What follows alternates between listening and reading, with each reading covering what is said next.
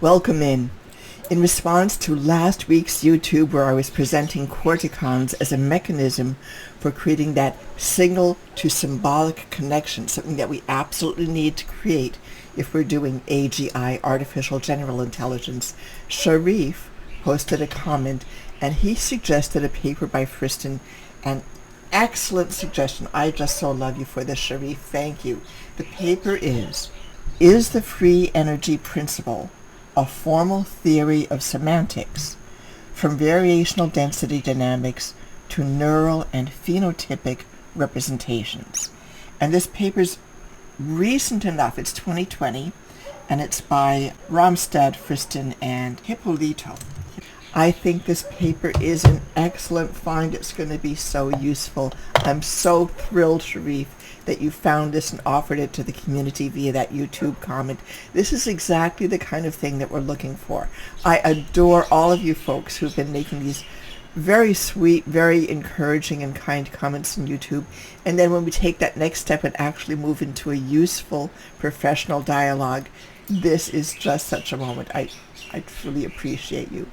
So I'm going to give you just a word on this paper, and then we'll be following up and probably, a longer form YouTube accompanied by the typical blog post, of course.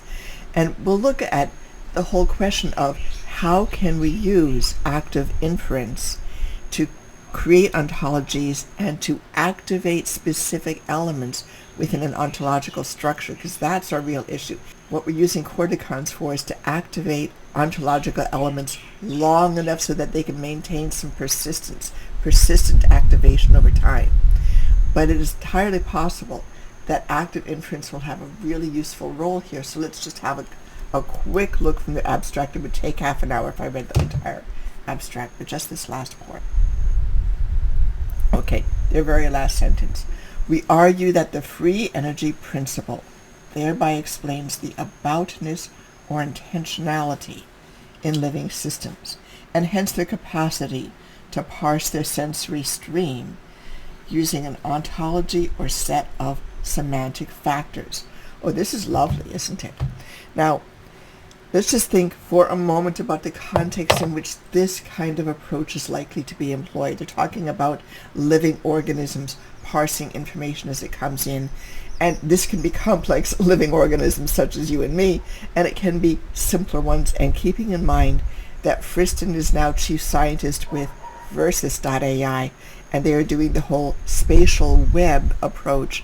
In other words, agents at the edge. What can agents or embodying localized intelligence entities hope to achieve as they're maintaining not only their own survival, but also perhaps some purpose within some surrounding environment. So I'll be back with you soon on this, I hope.